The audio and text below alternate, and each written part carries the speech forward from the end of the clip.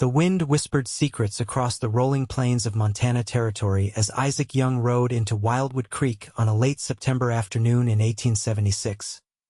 His weathered Stetson pulled so low that his eyes were barely visible beneath the brim.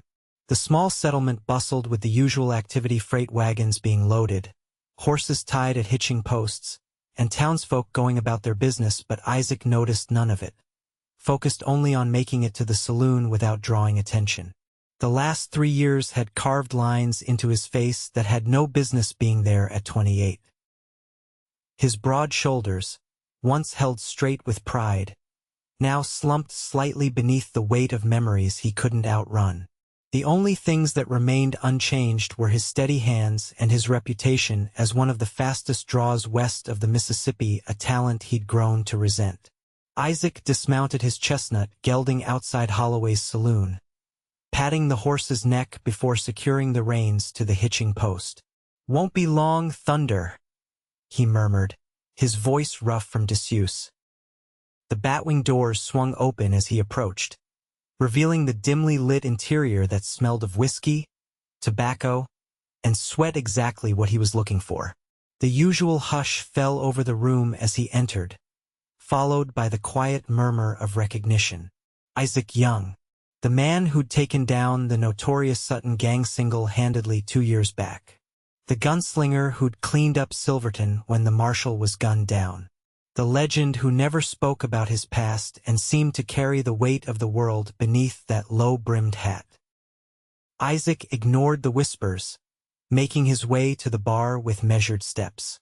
"Whiskey," he said to the barkeep, placing a coin on the scarred wooden surface. The man nodded, pouring a generous amount into a relatively clean glass. "Passing through or staying a while?" the barkeep asked, his curiosity thinly veiled. Isaac took a slow sip before answering. "Haven't decided." In truth, he hadn't planned on stopping in Wildwood Creek at all. The town wasn't much a main street with the usual establishments. A few side streets with houses and small businesses, surrounded by ranches that supplied the town with cattle and work. But Thunder had picked up a slight limp about 10 miles back, and Isaac wouldn't push him further until he was certain it was nothing serious. The saloon doors swung open again, and a woman's voice cut through the low rumble of conversation. "I don't care what you think is proper, Mr. Holloway. My father's land is rightfully mine, and I'll be running it myself." Isaac didn't turn, but he watched in the mirror behind the bar as Grace Reynolds, it had to be her, with that flame-red hair his friend Nate had described, stood toe-to-toe with a balding man whose face had turned an unhealthy shade of purple. "Miss Reynolds, be reasonable," the man pleaded, his hands gesturing wildly. "A woman can't run the Double R alone." "Why? The hands won't even take orders from you." "They will if they want to keep their jobs," she replied, her green eyes flashing. "My father taught me everything about ranching since I was knee-high to a grasshopper. I've been helping run that place for years. But now that Emmett's gone, God rest his soul, you need a man's guidance. Perhaps if you were to consider Mr. Blackwell's offer." "I would sooner marry a rattlesnake than Victor Blackwell," Grace snapped, her voice carrying through the now silent saloon. "That man's been trying to get his hands on our water rights for a decade. He didn't succeed with my father, and he won't succeed with me." Isaac found himself watching her more intently now. Grace Reynolds couldn't have been more than 24 or 25, with a determined set to her jaw that spoke of someone used to fighting her own battles. She wore a practical riding skirt and jacket, her hair partially tamed into a braid that hung down her back. Not a typical frontier woman seeking a husband to solve her problems. "But Miss Reynolds, this conversation is over, Mr. Holloway. I came to town for supplies, not a lecture on my capabilities." She turned on her heel, then stopped as her gaze landed on Isaac. For a moment, their eyes met in the mirror, and Isaac quickly looked down at his whiskey. Too late. Her boots clicked across the wooden floor until she stood beside him at the bar. "You're new in town," she said. It wasn't a question. Isaac nodded slightly, not looking up. Are you looking for work, Mr. Young? Isaac Young. He took another sip of whiskey. And no, madam, I'm not. Pity. She sighed. I could use a man who doesn't look at me like I'm made of china. When he didn't respond, she continued, Do you know anything about horses, Mr. Young? Despite himself, Isaac felt a corner of his mouth twitch. A fair bit.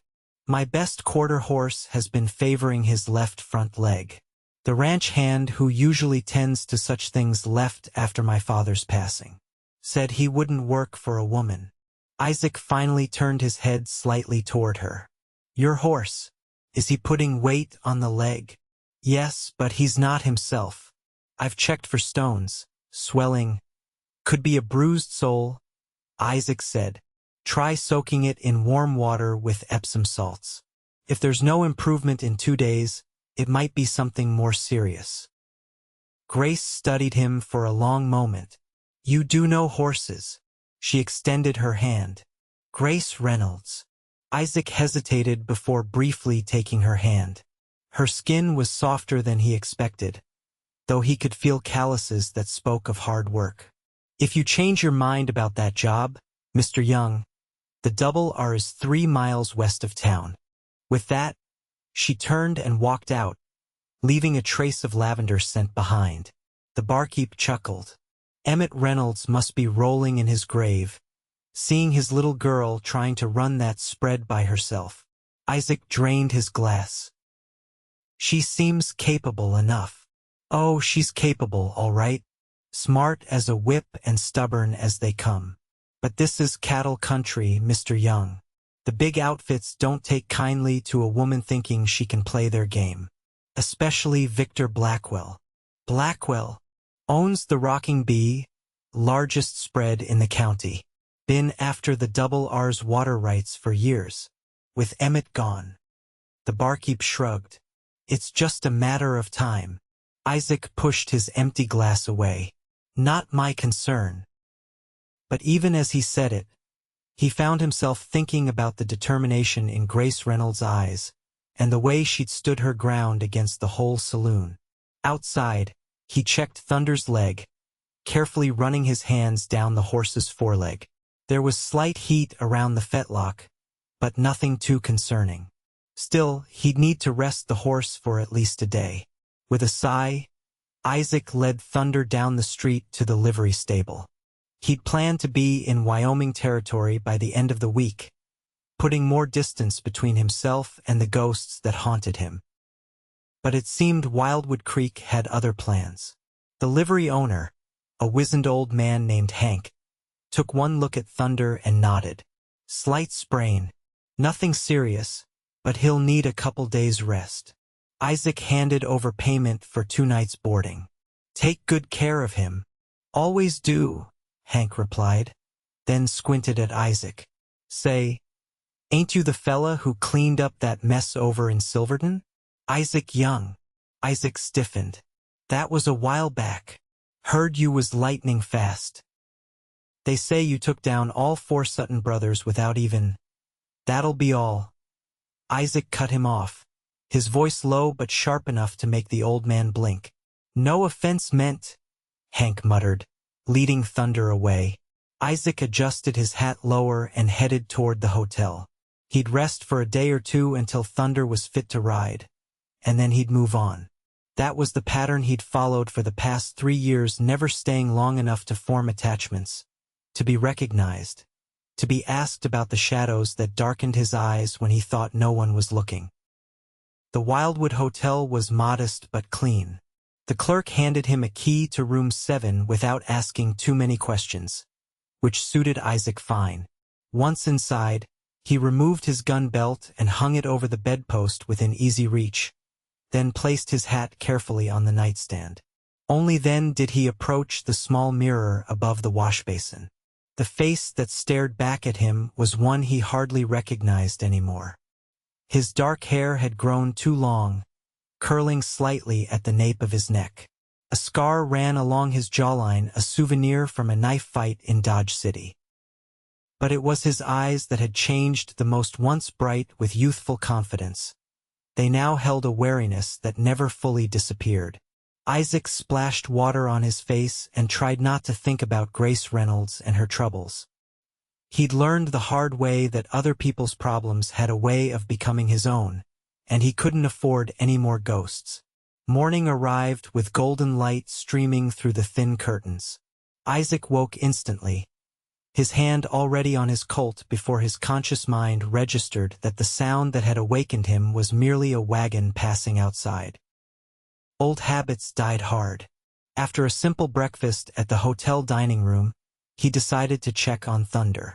The fresh air would do him good, and he needed to know how soon they could leave town. The main street was already busy with morning activity. A group of men stood outside the general store, their conversation falling silent as Isaac approached. He kept his gaze forward, his hat low, but he could feel their eyes following him. At the livery, he found Thunder looking better, the heat in his leg significantly reduced. Hank assured him another day's rest would have the horse fit for travel. "Heading out tomorrow, then?" the old man asked. "That's the plan," Isaac replied, stroking Thunder's nose. "Shame. Heard Miss Reynolds could use someone like you out at the Double R." Isaac paused. "News travels fast." Hank chuckled. "Small town. Besides, that girl's been turning down help left and right since her daddy died. Got everyone talking when she actually asked someone you for assistance. I just gave her advice about a horse. Must have been good advice. She was in here at dawn, asking about Epsom salts." Hank gave him a sidelong glance. "She's fighting an uphill battle, that one. Blackwell's been spreading word her cattle are diseased, trying to scare off buyers. Then there's the matter of her foreman quitting last week, taking 3 hands with him." Isaac frowned. "Blackwell pay him off? Wouldn't put it past him. Victor Blackwell wants that land, and he ain't particular about how he gets it." Hank spat on the ground. "Emmett Reynolds was a good man. Helped me out when times were lean. Hate to see his daughter run off her land by the likes of Blackwell." Isaac felt a familiar tension building in his chest, the pull toward someone else's fight. He'd sworn after Silverton that he was done being everyone's savior. All it had ever brought him was more pain, more nightmares. "Like I said, not my concern," he repeated, more to himself than to Hank. "I'll be back tomorrow for Thunder." But as he walked back toward the hotel, his feet seemed to have ideas of their own. Instead of turning right, he found himself continuing straight, toward the general store. He told himself he was just curious, that he needed supplies anyway for the journey ahead. The bell jingled as he entered the store, and he immediately spotted Grace Reynolds at the counter, arguing with the proprietor. "What do you mean, my credit's no good? The Double R has had an account here for 20 years. The storekeeper, a thin man with spectacles perched on his nose, looked uncomfortable. "I'm sorry, Miss Reynolds, but with the rumors about your cattle, and without a man running the operation, well, I can't extend credit without some assurance the bills will be paid." "My bills have always been paid, Mr. Peterson, and they will continue to be paid," Grace insisted, her cheeks flushed with anger. "This is Victor Blackwell's doing, isn't it? He's pressuring you." Peterson's eyes darted nervously around the store, landing on Isaac for a moment before looking away. "I'm just trying to run a business, Miss Reynolds. Perhaps if you were to consider selling—" "Not you too!" Grace slammed her hand on the counter. "I need those supplies, Mr. Peterson. My hands need to be fed, my livestock tended to. I'm truly sorry." Isaac watched as Grace fought to control her temper. She took a deep breath, straightened her shoulders, and said with forced calm, "Very well. What items can I purchase with cash today?" The list she gave was basic but essential: flour, coffee, sugar, salt, ammunition. As Peterson gathered the items, Isaac moved to examine a shelf of canned goods, keeping his hat low but his ears open. When Grace paid and gathered her purchases, she turned and nearly collided with Isaac. Mr. Young, she said, surprise evident in her voice. I didn't see you there. Isaac touched the brim of his hat in greeting. Miss Reynolds. Her eyes narrowed slightly. Did you happen to overhear that discussion? Wasn't trying to, he replied honestly. But you did. It wasn't a question. She sighed, shifting the heavy parcels in her arms. Well, now you know.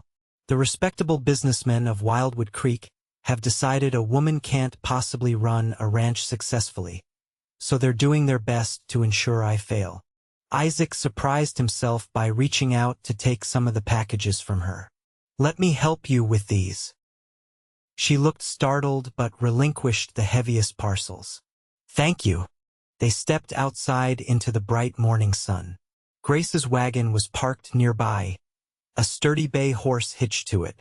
As they loaded the supplies, Isaac asked, "How's your quarter horse?" A genuine smile lit up her face. Much improved, thanks to your advice. The Epsom salt soak worked wonders. She hesitated, then added, I meant what I said yesterday. I could use someone with your knowledge at the Double R.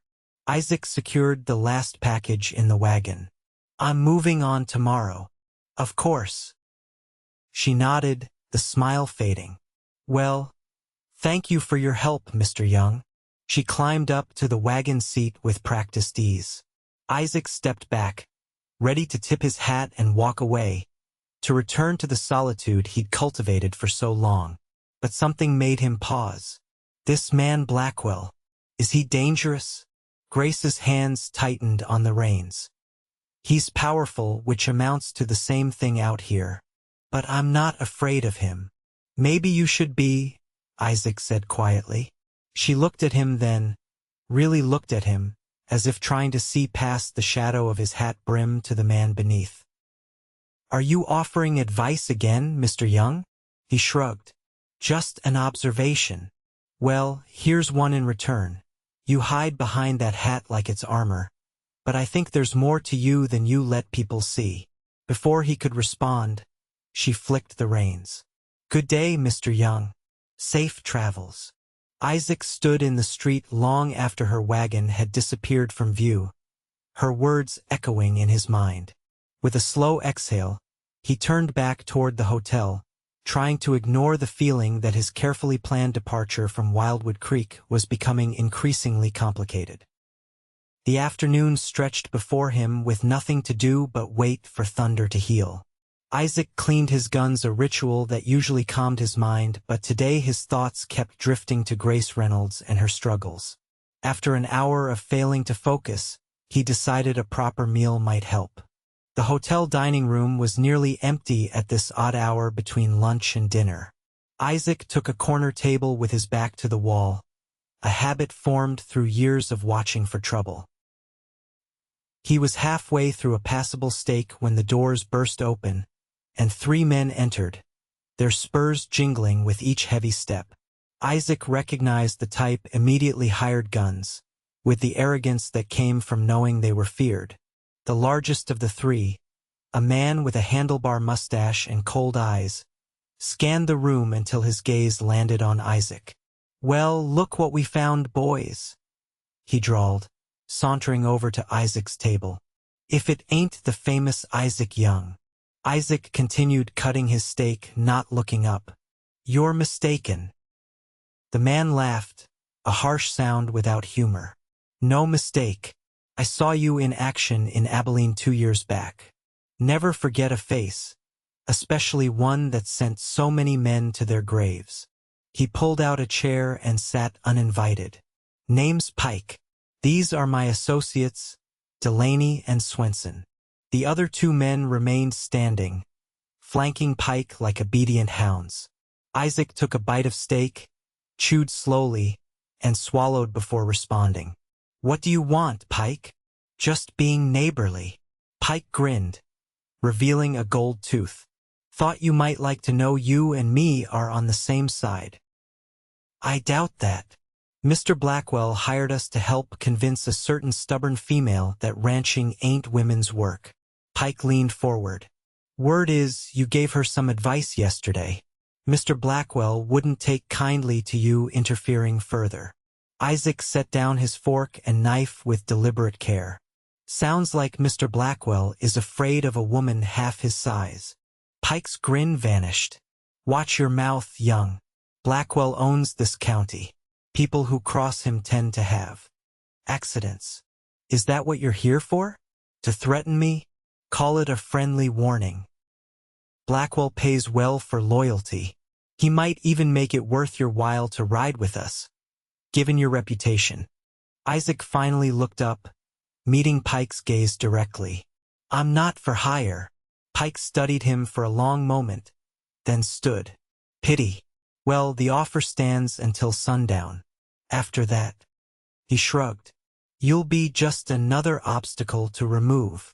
After they left, Isaac finished his meal without tasting it, his mind racing. The smart move would be to collect Thunder at first light and ride out, leaving Wildwood Creek and its problems behind. It wasn't his fight. Grace Reynolds was a stranger, and he'd sworn off playing hero. But as he walked back to his room, Isaac couldn't shake the memory of Grace's determined face, or the knowledge that Blackwell had hired guns ready to remove obstacles, which almost certainly included a certain stubborn redhead. By evening, Isaac had made his decision. He would check on Thunder one last time, settle his hotel bill, and be on the trail before dawn. Whatever happened to Grace Reynolds and the Double R wasn't his concern. He'd learned the hard way that getting involved only led to more bloodshed, more ghosts to haunt his dreams. The setting sun cast long shadows as Isaac walked to the livery stable. The streets were quieter now, with most townspeople at home for supper.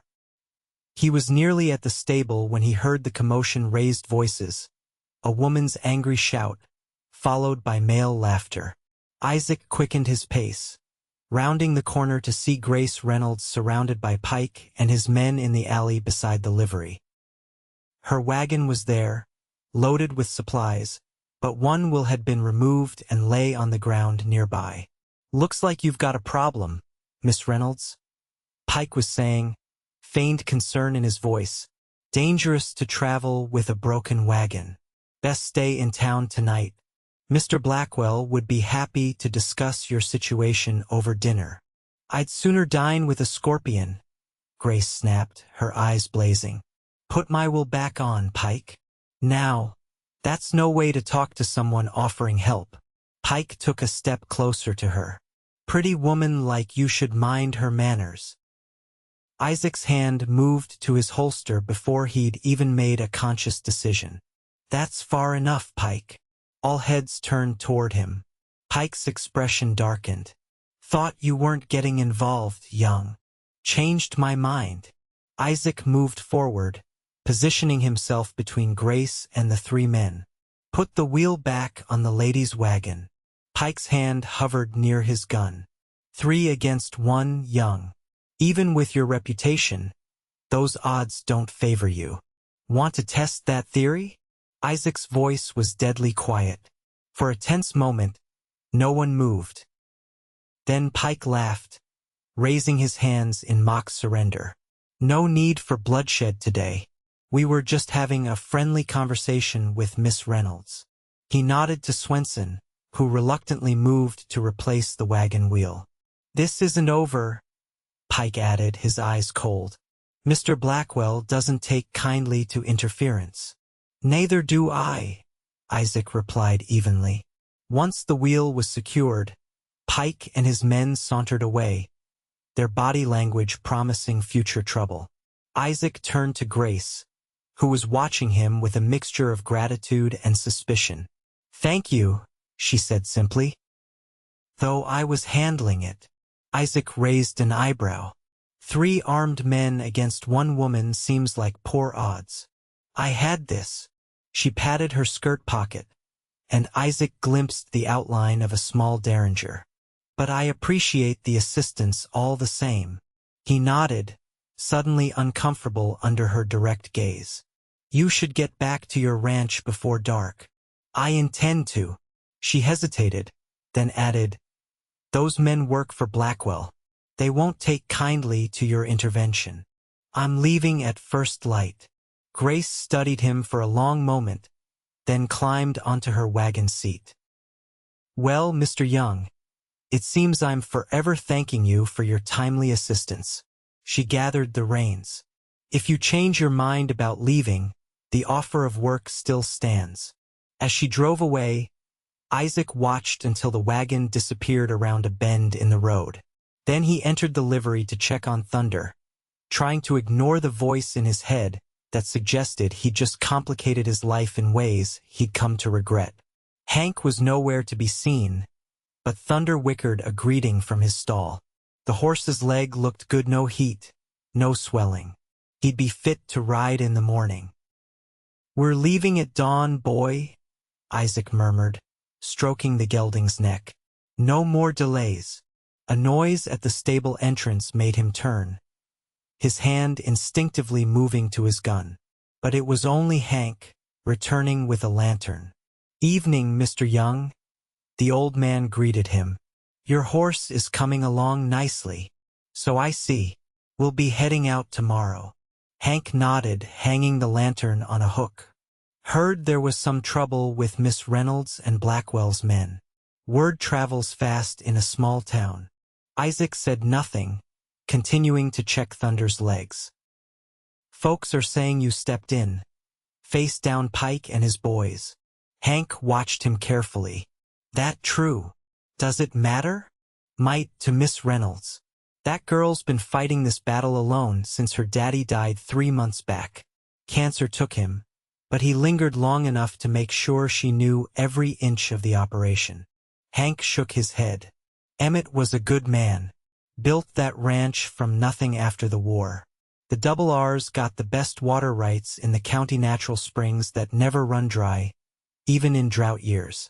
That's what Blackwell's really after." Isaac straightened.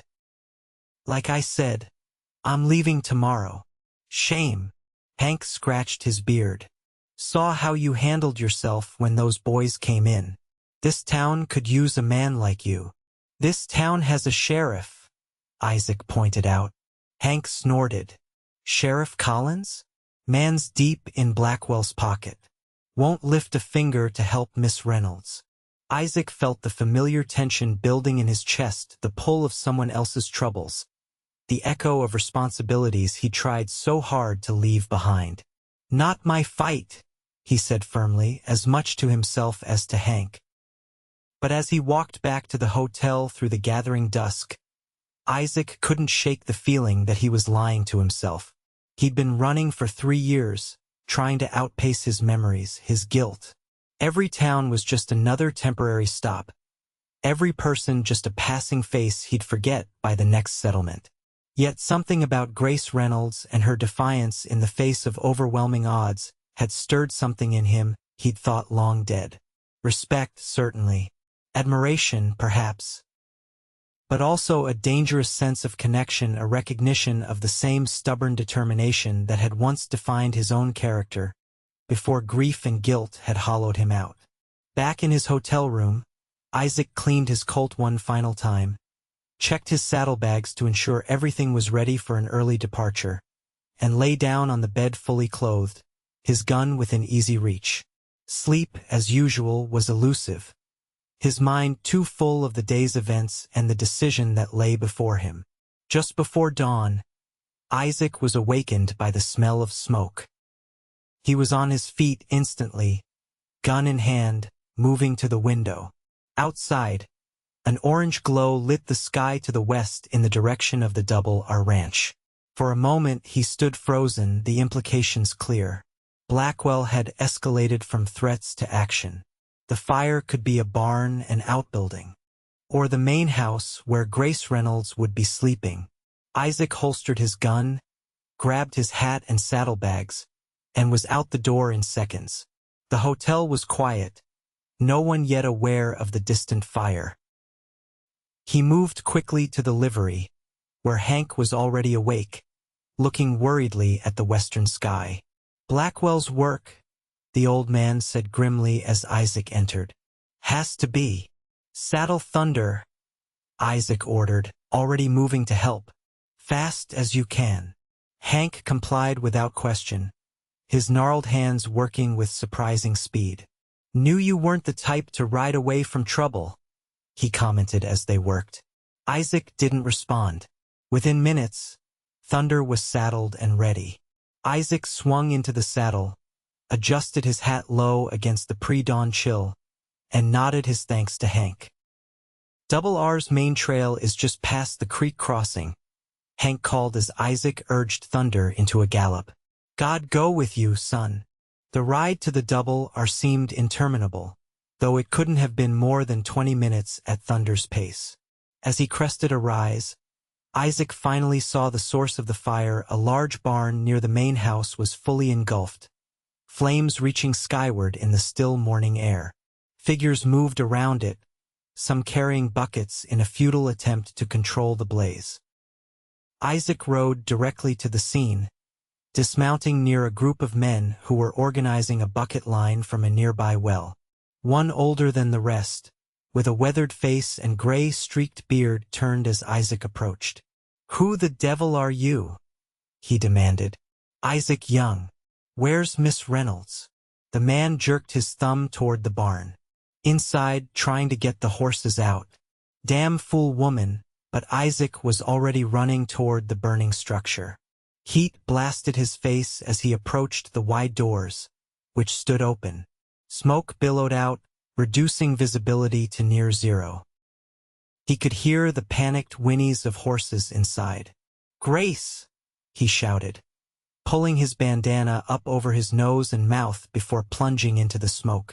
The interior of the barn was a hellscape of flames and thick smoke. Isaac moved cautiously, staying low where the air was marginally clearer. He could make out the shapes of stalls along both sides, some empty, others still containing terrified horses. "Grace!" he called again, coughing as smoke seared his lungs. "Here!" Her voice came from deeper in the barn. "Help me with this door." Isaac followed the sound, finding Grace struggling with a jammed stall door. Inside, a large black stallion reared and kicked in panic. "Get back!" Isaac ordered, shouldering her aside. The metal latch had warped from the heat. He drew his pistol and brought the butt down hard on the latch once, twice, until it broke. The door swung open, and the stallion bolted past them toward the entrance. "There are two more," Grace shouted over the roar of the flames, already moving toward the next stall. Together, they managed to free the remaining horses, but by then, the fire had spread to the hayloft above. A burning beam crashed down nearby, sending up a shower of sparks. "We need to go. Now!" Isaac grabbed Grace's arm, pulling her toward the exit. They were halfway there when another beam gave way, crashing down directly in their path. Flames leaped higher, cutting off their escape route. "This way!" Grace pulled him toward a side door used for bringing in hay. They stumbled through smoke so thick they could barely see, the heat becoming unbearable. Isaac's lungs burned with every breath. Finally, they burst through the door into the cool morning air, both coughing violently. They staggered a few yards from the burning building before collapsing to their knees in the dirt. "Are you hurt?" Isaac managed between coughs, looking Grace over for injuries. She shook her head, her face streaked with soot, her red hair singed in places. "Thanks to you." She looked up at him, her green eyes watery from the smoke but clear with gratitude. "You came back." Before he could respond, a shout went up from the men still fighting the fire. "Miss Reynolds! Thank God you're safe." The older man Isaac had spoken to earlier hurried over, helping Grace to her feet. "Thought we'd lost you in there, Miss Grace." "Damn foolish thing. Running into a burning barn." "Those horses are my livelihood, Hank," she replied, her voice hoarse from the smoke. "I couldn't just let them burn." "Well, they're all accounted for now, thanks to you and—" The man looked at Isaac questioningly. "Isaac Young," Grace supplied. "An acquaintance from town." She turned to Isaac. "This is Harlan Miller, my foreman. The only one who didn't quit when Blackwell started making threats." Miller nodded grudgingly. "Appreciate the help, young. Miss Grace has a tendency to act before she thinks when it comes to her animals." By now, it was clear the barn couldn't be saved.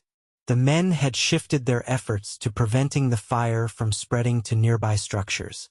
The main house, a substantial two-story building of weathered wood with a wide porch, stood a safe distance away, but a smaller bunkhouse was perilously close to the flames.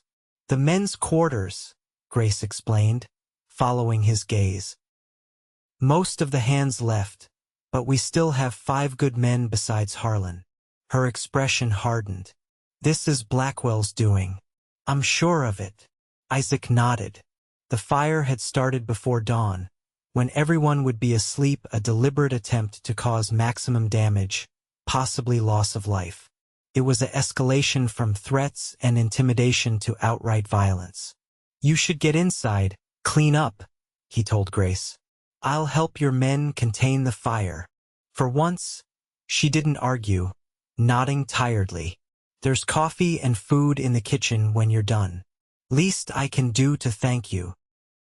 The sun was well up by the time the fire had burned itself out, leaving only the blackened skeleton of the barn. The bunkhouse had been saved, though one wall was scorched. The men, exhausted and smoke-stained, gathered near the well to wash up. Miller approached Isaac as he splashed water on his face. "Don't know what brought you out here, young, but I'm glad you showed up when you did.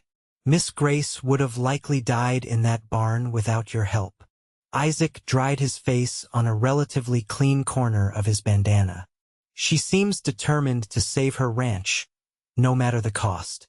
"That she is." "Her daddy raised her tough." Miller sighed. "But Blackwell's playing for keeps now. This fire's just the beginning." "You think he'll try again?" "Count on it.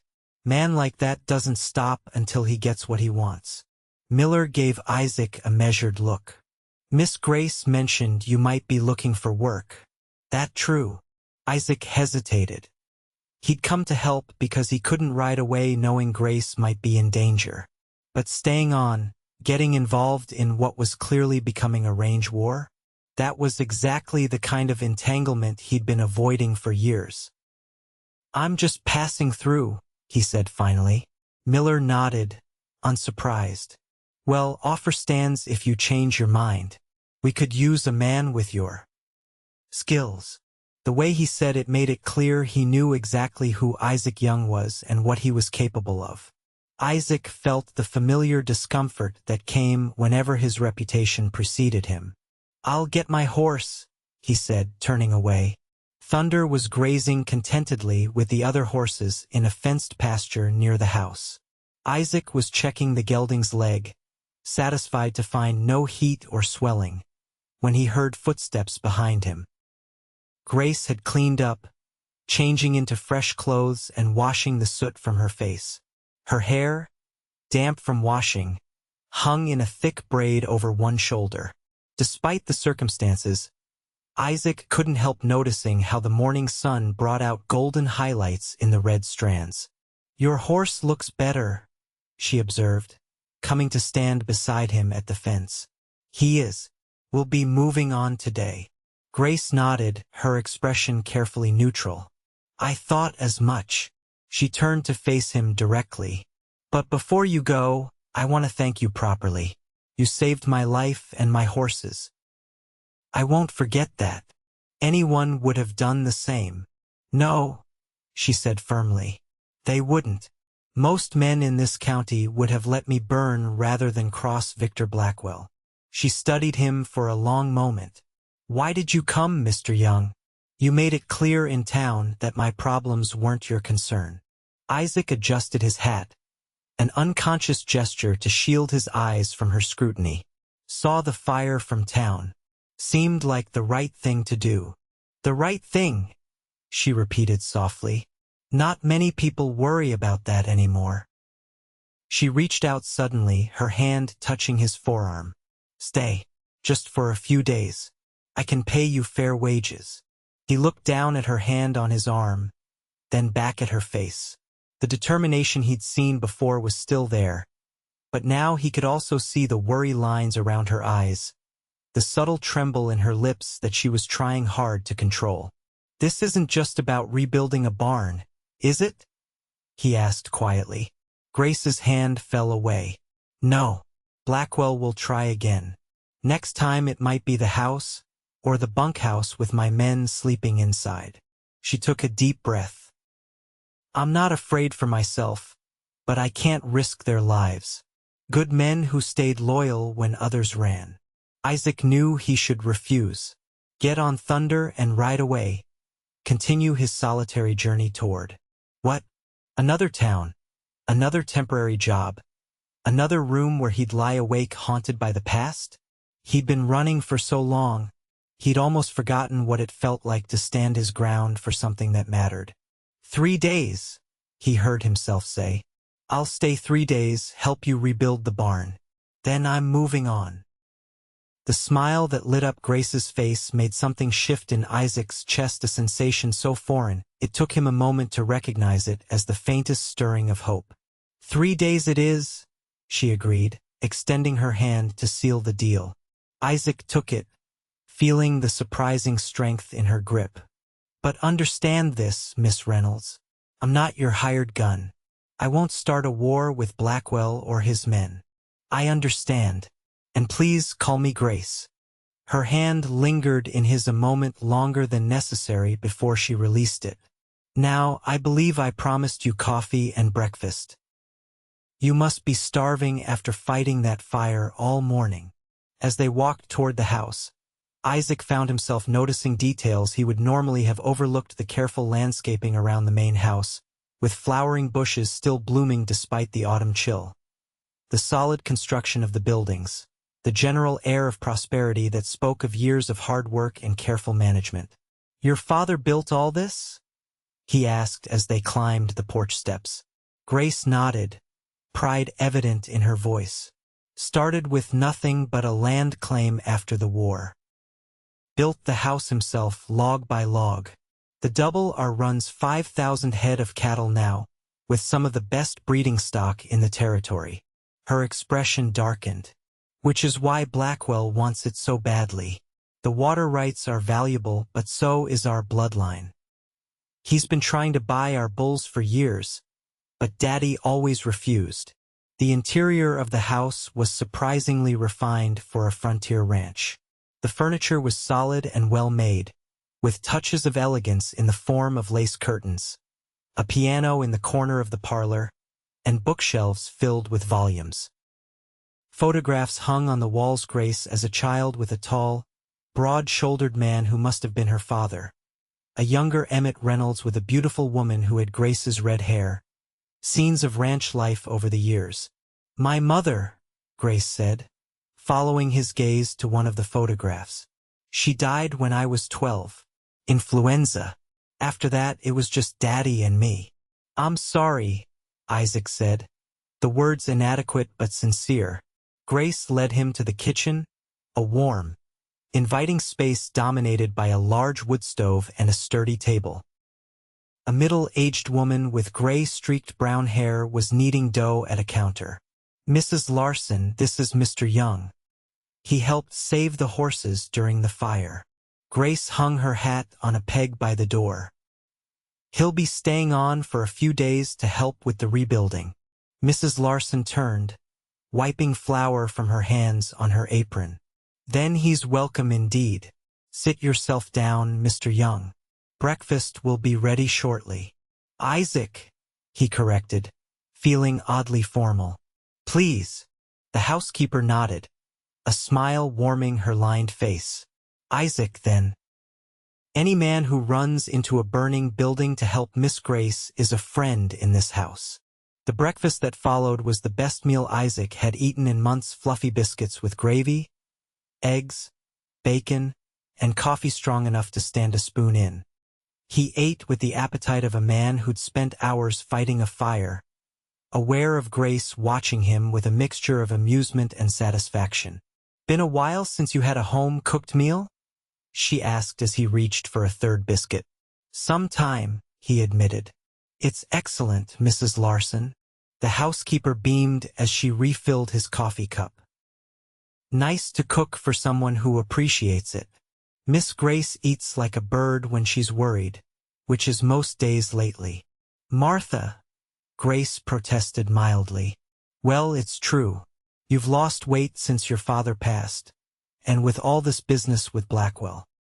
Mrs. Larson shook her head disapprovingly. A knock at the kitchen door interrupted the conversation. Miller entered, hat in hand, his expression grave. Found something you should see, Miss Grace. You too young. They followed him outside to the burned-out shell of the barn. The acrid smell of smoke still hung heavy in the air. Miller led them to the far corner of the structure, where the fire had clearly originated. See here. He pointed to a patch of ground where the grass had been trampled.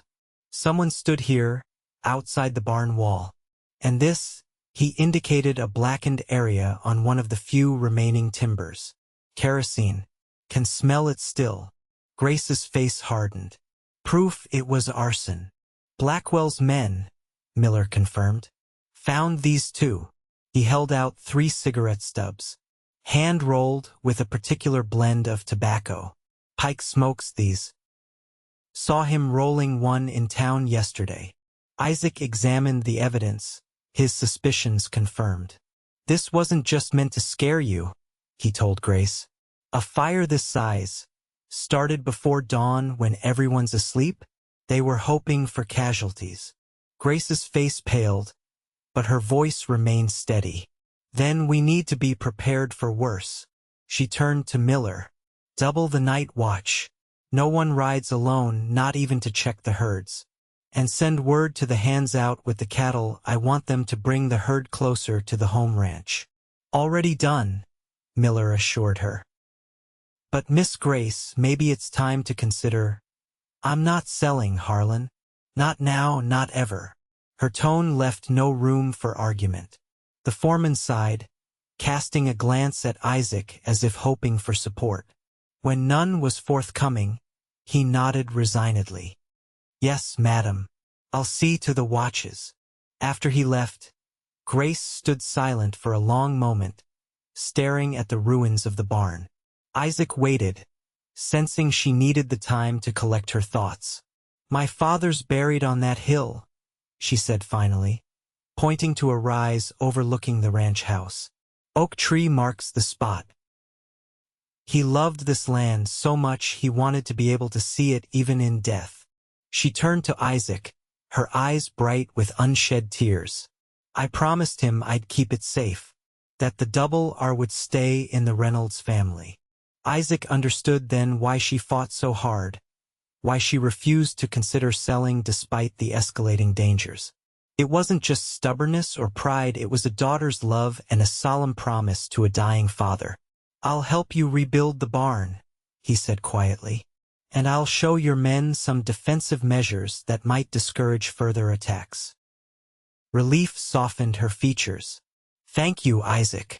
The way she said his name softly, with genuine gratitude, stirred something in him that had been dormant for too long. For the first time in years, Isaac felt the weight of his hat brim not as a shield to hide behind, but as an unnecessary barrier. With a slight hesitation, he reached up and removed his hat, meeting Grace's surprised gaze directly. We should get started. There's a lot to do before nightfall. The next 2 days passed in a blur of activity. The ruins of the old barn were cleared away, salvaging what lumber could be reused. Fresh timber was brought in from a stand of pines on the property, the men working from dawn till dusk to construct a new, sturdier barn. Isaac worked alongside them, his strength and carpentry skills earning grudging respect from the ranch hands who had initially viewed him with suspicion. In the evenings, he instructed the men on defensive measures, how to establish proper watch rotations, where to position themselves to cover the approaches to the ranch buildings, and techniques for responding to various types of attacks. You sound like you've done this before, Miller commented on the second night, as they sat on the porch reviewing the watch schedule. Isaac's expression revealed nothing. "I have. Army. For a time. After the war." Miller seemed to accept this explanation, though Isaac knew the foreman had likely heard the rumors about his past. To his credit, Miller didn't press for details, focusing instead on the practical aspects of defending the ranch. Grace divided her time between overseeing the rebuilding efforts and managing the regular operations of the ranch. Isaac found himself increasingly impressed by her knowledge and capabilities. She could ride as well as any man, knew her cattle business thoroughly, and commanded genuine respect from her remaining hands. On the afternoon of the third day, with the new barn's framework nearly complete, Isaac found himself working alongside Grace as she helped nail cross braces into place. They had fallen into an easy rhythm, working together without the need for much conversation. "You're good at this," Isaac observed as she drove a nail home with 3 precise strikes. Grace smiled, wiping sweat from her brow with her sleeve. "Daddy made sure I could do every job on the ranch. Said I needed to understand the work if I was ever going to manage men doing it." She positioned another nail. "What about you? Where did you learn carpentry?" "My father was a builder back in Ohio. I worked with him until I was 18. It was more than he'd shared about his past with anyone in a long time." "What happened when you were 18? She asked, her tone casual but her eyes curious. Isaac hesitated, then said simply, "The war." Grace nodded, not pressing further. "My father fought too. Said it changed him in ways he couldn't explain, even to my mother." "It does that," Isaac agreed quietly. They worked in companionable silence for a while longer. Then Grace said, "Tomorrow's your last day here." It wasn't a question, but Isaac heard the unspoken one beneath her words. "Yes. Harlan says the men have taken to your training. They respect you. Miller's a good foreman. He'll keep them sharp." Grace set down her hammer, turning to face him directly.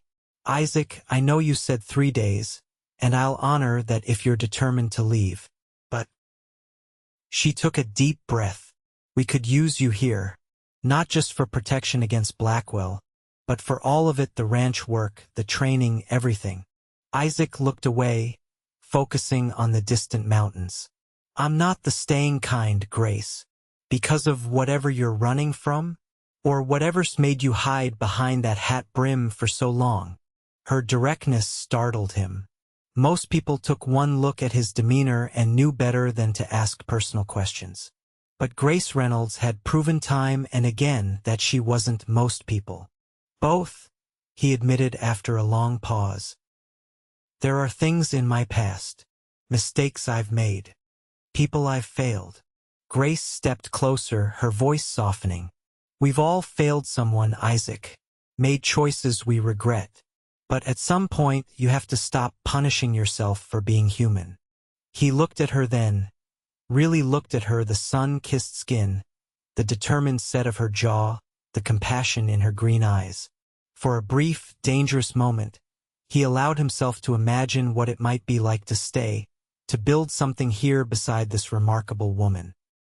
But then the memories flooded back. Sarah's face contorted in grief, the small graves on the Kansas hillside, the knowledge that it had been his reputation, his enemies, that had brought destruction to his doorstep.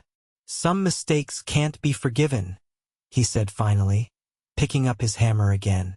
"Or forgotten." Grace watched him for a moment longer, then returned to her work without another word.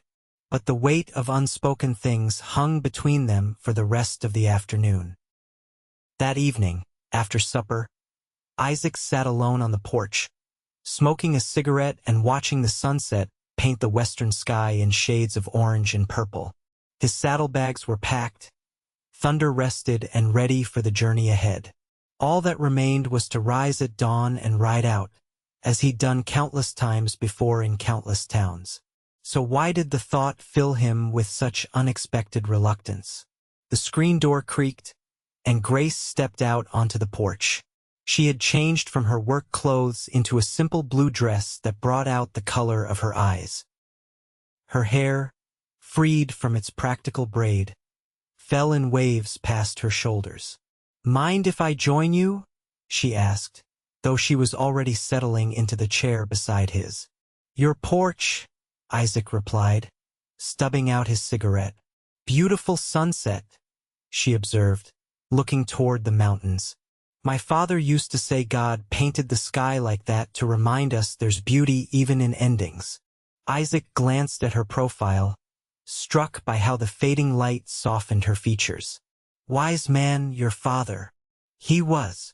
She turned toward him. "I found something today, while organizing his study. Something I think might interest you." From the pocket of her dress, she withdrew a folded newspaper clipping, yellowed with age. "It's from 3 years ago." Isaac tensed as she handed it to him. The headline leaped out immediately: "Gunfighter's Family Slain in Revenge Attack." Beneath it, a smaller subtitle: "Isaac Young's Wife and Children Murdered While He Was Away." His hands trembled slightly as he refolded the clipping without reading further. "Where did you get this?" "My father kept news about notable events throughout the territory. For a while, your name was in every paper west of the Mississippi." Her voice was gentle, without judgment. "Isaac, I'm so sorry about your family." The sympathy in her tone threatened to crack the walls he'd built around his grief. "It was a long time ago. 3 years isn't so long for a wound that deep." Isaac stood abruptly, moving to the porch railing, his back to her. "It wasn't just their deaths," he said after a long silence. "It was knowing they died because of me, because of what I'd done, who I'd become." He heard Grace rise and move to stand beside him, felt her presence though she didn't touch him. "The article said you were working as a deputy marshal when it happened, that you were tracking men who had robbed a bank, killed 3 people. The Cutter Gang." The name still tasted bitter on his tongue. "I'd arrested their leader 6 months earlier. He was hanged for murder. His brothers swore revenge." Isaac's hands gripped the railing until his knuckles whitened. "I should have known they'd go after Sarah and the children. Should have protected them better." "You were doing your job, Isaac, protecting other people's families, at the cost of my own." He turned to her, no longer bothering to hide the pain in his eyes. "I buried my wife and 2 children. Emma was 5, Michael just 3. And then I hunted down every last member of the Cutter Gang and killed them." "Good," Grace said fiercely, surprising him. "I would have done the same." Her response, so different from the condemnation or fear he'd expected, momentarily robbed him of words. "The law failed you," she continued, "failed your family. You did what any man, any parent would do, and became exactly what Sarah had feared I would." Isaac shook his head. "She always worried the violence would consume me, that one day I wouldn't find my way back from it." "But you did find your way back," Grace insisted. "You're here now, helping rebuild a barn instead of hunting men, teaching others to defend themselves instead of seeking vengeance." "Am I?" he asked quietly. "Or am I just running from one town to the next, hiding behind my hat, afraid to care about anything or anyone because I know how quickly it can all be taken away?" Grace studied him for a long moment, her eyes reflecting the last light of the sunset. Then, with a deliberate motion that took him by surprise, she reached up and lifted his chin with her fingers, forcing him to meet her gaze directly. "You are not defined by your worst day, Isaac Young," she said softly but firmly. "You are not the sum of your losses or your mistakes. You are a man of honor and courage who has suffered greatly but still chooses to help others when it matters." Her fingers remained warm against his skin. "You are worthy of a second chance at living, not just surviving." The touch of her hand, the warmth in her eyes, the conviction in her voice, it all threatened to unravel the careful control he'd maintained for so long. Isaac felt something break loose inside him, a dam crumbling after years of holding back the flood. Without conscious thought, he raised his own hand to cover hers, turning his face slightly into her palm in a gesture of vulnerability he would have thought impossible days earlier. "Grace," he began, not sure what he meant to say but knowing he needed to say something. A gunshot shattered the moment, followed immediately by shouts from the direction of the bunkhouse. Isaac reacted instinctively, pushing Grace behind him and drawing his revolver in one fluid motion. "Get inside," he ordered, already moving toward the steps. "Not a chance," she retorted, disappearing into the house only to return seconds later with a rifle. "This is my ranch." There was no time to argue. Together, they ran toward the commotion, where Miller and two of the hands were exchanging fire with shadowy figures at the edge of the property. "Pike and his boys," Miller called as they approached. "At least 6 of them. They shot Jennings. He's inside the bunkhouse. Not too bad." Isaac assessed the situation quickly. The attackers were using the darkness and the cover of trees at the property's edge to their advantage, firing sporadically to keep the defenders pinned down. "They're trying to draw us out," Isaac realized, "or keep us occupied while others approach from another direction." He turned to Grace. "Check the back of the house. Take one of the men with you." She nodded, quick to understand his reasoning, and hurried away with one of the ranch hands. Isaac positioned himself behind a water trough, signaling Miller to hold his position. "Don't waste ammunition," he called to the men. "Fire only when you have a clear target." For several tense minutes, the exchange of gunfire continued, neither side gaining an advantage. Then Isaac noticed a subtle shift in the pattern of shots from the tree's fewer rounds, coming from fewer positions. "They're moving," he warned Miller. "Watch the flanks." As if in confirmation, a shout came from the direction of the house, followed by the sharp report of Grace's rifle. Isaac's heart lurched at the sound. Without hesitation, he sprinted toward the house, staying low and using the outbuildings for cover. He rounded the corner to find Grace and the ranch hand, Davis, exchanging fire with 3 men who had indeed circled around to approach from the rear. One attacker was already down, clutching his leg and cursing. The other 2 had taken cover behind a woodpile. Isaac took in the scene in an instant, noting Grace's position behind an overturned table on the back porch. He moved swiftly to flank the attackers, using the shadows to conceal his approach. The first man never saw him coming. Isaac brought the butt of his revolver down hard on the back of his head, dropping him unconscious to the ground. The second whirled at the sound, raising his gun, but Isaac was faster. He fired once, the bullet striking the man's shoulder, sending him sprawling. "Isaac!" Grace's warning shout came just as he sensed movement behind him. He ducked and spun, narrowly avoiding a knife thrust from the wounded man he'd thought was out of the fight. Isaac caught the man's wrist, twisting until the knife fell from nerveless fingers, then delivered a knockout blow to the jaw. By then, Davis had moved in to secure the other wounded attacker. Grace hurried down from the porch, her rifle still at the ready.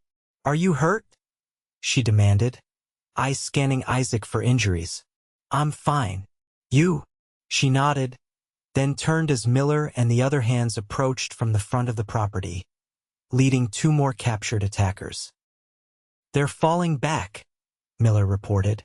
"Caught these 2 trying to set fire to the new barn." His expression was grim. "One of them is Pike." Isaac surveyed the captured men. Pike glared back at him, blood trickling from a cut above his eye. "This isn't over, young," he spat.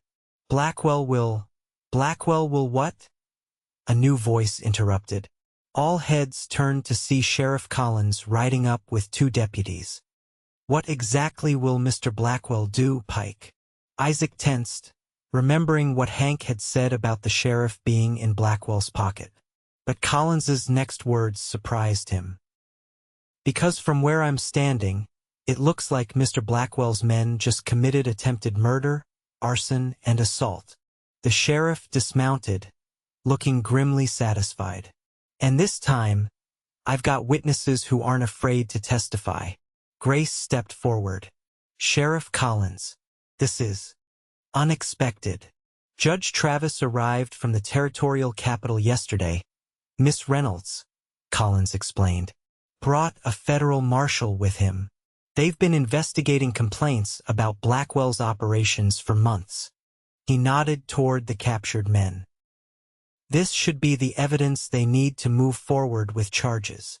Isaac watched the sheriff carefully, noting the man's discomfort under Grace's scrutiny. Convenient timing, Sheriff. Collins had the grace to look ashamed. I know what you're thinking, young. And you're right, I've looked the other way too many times when it came to Blackwell.